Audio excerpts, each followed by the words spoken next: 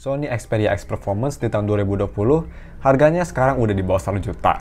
Tapi apakah masih bisa bertahan dan worth it di tahun 2020? Yuk langsung aja kita review si Sony Xperia X Performance di tahun 2020. Let's go!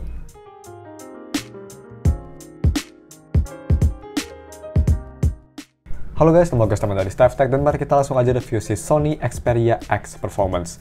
As always, mari kita bahas dulu harga dan speknya. Jadi kalian bisa beli HP ini di harga 720.000 untuk varian yang softbank, tapi gue nggak rekomend beli Docomo, mendingan softbank aja, dengan RAM sebesar 3GB dengan internal storage sebesar 32GB dan support microSD. Seperti biasa, kalau kalian beli HP ini, gue bakal taruh linknya di deskripsi. Oke, untuk harga segitu tuh kalian dapat spek pakai chipset Snapdragon 820 dan fabrikasi sebesar 14nm, layar 5,0 inci Full HD IPS LCD display dan PPI sebesar 441, udah support NFC, dual speaker dan juga punya baterai sebesar 2700 mAh yang support fast charging sampai 18 watt. Terus untuk si desain dan displaynya, ini tuh desain dan build quality-nya khas HP Sony Xperia banget. Punya bentuk yang kotak tajam dengan form factor yang cenderung compact, hanya 5 inch, jadi emang HP-nya kerasa compact, yang artinya nyaman banget dipakai buat satu tangan. Dan untuk build quality-nya sendiri ini terbuat dari metal dan ada sedikit campuran plastik di bagian bawah. Tapi overall dia bodinya terbuat dari metal, jadi emang kalau dipegang kerasa premium banget. Very nice. Dan juga ini walaupun terbuat dari metal guys, ini tuh Xperia X Performance masih ada NFC yang posisinya ada di layar depan, terutama di dekat logo Sony. Jadi kalau misal gue ambil kartu GTO dan scan di atas, dia bakal langsung nge-scan dan langsung ngasih tahu saldonya tinggal berapa. Nice. Selain NFC juga di bagian atas ada LED notifikasi berwarna. Terus untuk si fingerprint-nya, dia itu posisinya ada di samping kanan bareng sama power button. Dan untuk kecepatan dan keakurasiannya ini sangat cepat dan super akurat. Nah, terus untuk si kualitas layarnya sendiri, ini yang pastinya untuk layar LCD menurut gue one of the best layar LCD. Even kalau misalnya mau dibandingin sama HP flagship zaman now, itu masih bisa bersaing. Punya detail yang sharp, warna yang vibrant, kontras yang menurut gue sangat bagus, dan juga viewing angle yang cukup bagus. Gue bisa bilang ini layarnya masih bisa bertahan banget untuk di tahun 2020. Ya mungkin satu kelemahannya ini dari si desainnya yang kelihatan tua banget, si dagu sama si jidatnya tuh kerasa tebal banget. Next, untuk visibilitas di bawah sinar matahari ini juga masih kebaca dan layar masih cenderung cukup terang. Dan yang terakhir untuk si keresponsifan layar, ini layarnya masih sangat responsif, jauh responsif dibanding HP zaman now yang harganya sama, dan juga ini nggak ada touch delay sama sekali. Overall, layarnya seperti flagship, responsif banget. Dan selanjutnya mari kita moving on ke si audio quality-nya. Yang pertama mari kita bahas audio quality via headphone jack. Dia itu masih ada headphone jack yang pastinya posisinya di atas kiri, dan itu menurut gue kualitasnya udah bagus banget. Punya suara yang jernih, separasi audio yang baik, dan juga sound signature yang cenderung ke arah warm atau bassy. Overall, audio via headphone jack ini udah bagus banget.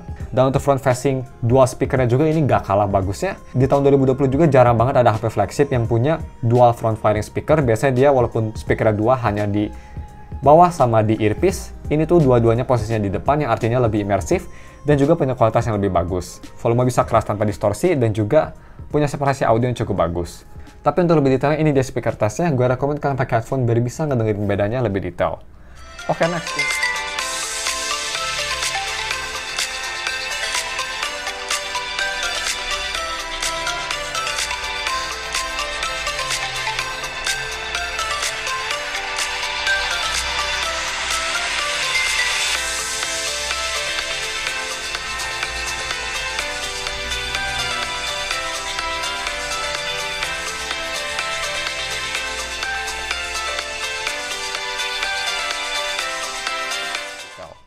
Oke, next untuk si kualitas kameranya.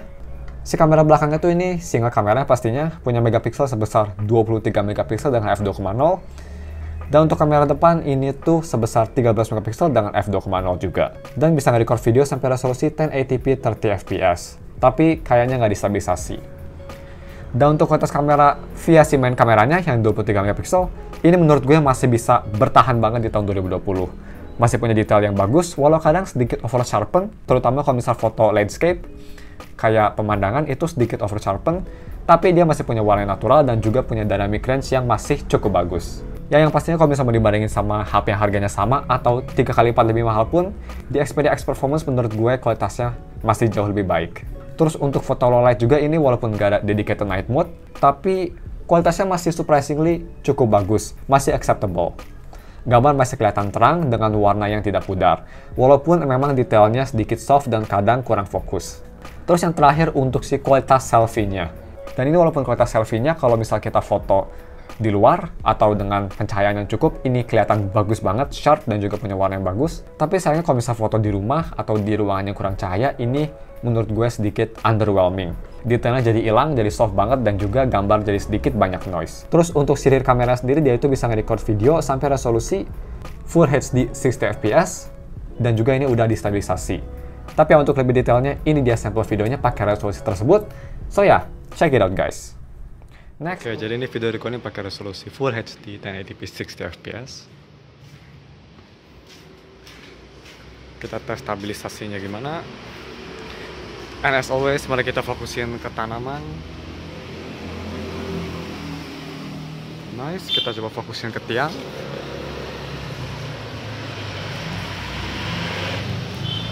Dan ya, kalian bisa nilai di bawah gimana kualitasnya.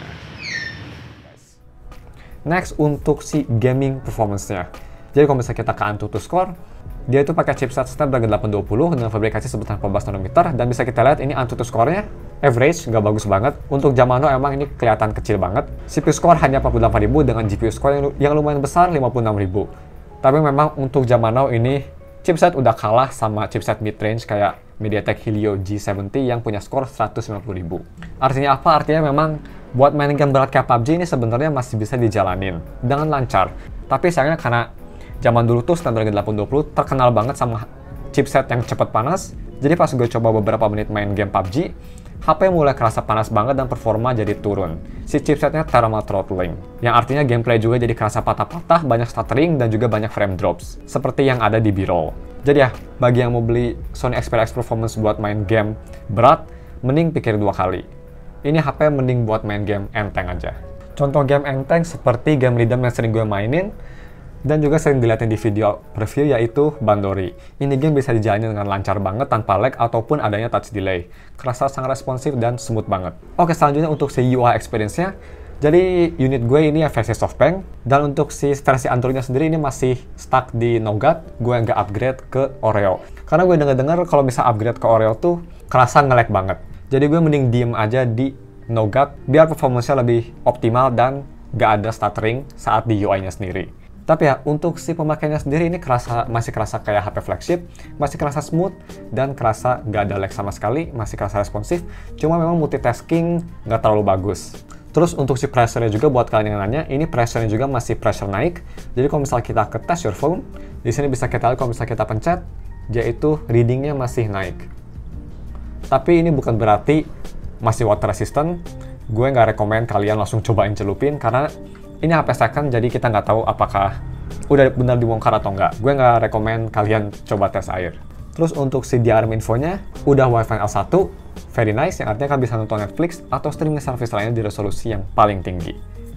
Last but not least, untuk si ketahanan baterainya, dia tuh punya baterai sebesar 2700 mAh yang support fast charging sampai 18 watt, tapi sayangnya masih pakai micro USB.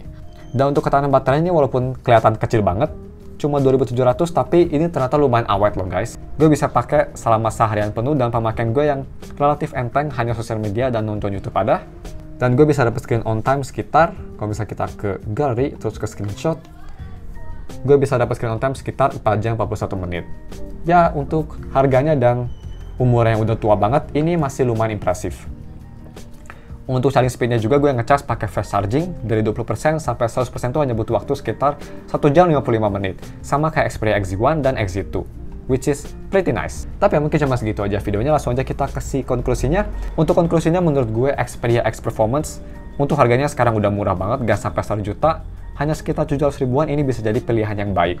Terutama buat kalian yang lagi nyari HP di bawah 1 juta dengan performa yang kencang banget. Punya build quality yang premium, performa yang cepat, kamera yang bagus, dan juga kualitas audio yang menurut gue masih bisa ngalahin flagship-flagship zaman now. Tapi yang pastinya ada satu hal negatif, yaitu ini HP second, dan ini HP batangan. Jadi gue pas beli HP ini hanya dikasih HP-nya doang, nggak dikasih aksesoris apapun. Untuk harga 700 ribu. Jadi ya kelemahan HP second itu mungkin barangnya bisa jadi nggak sesuai ekspektasi, atau bisa cacat.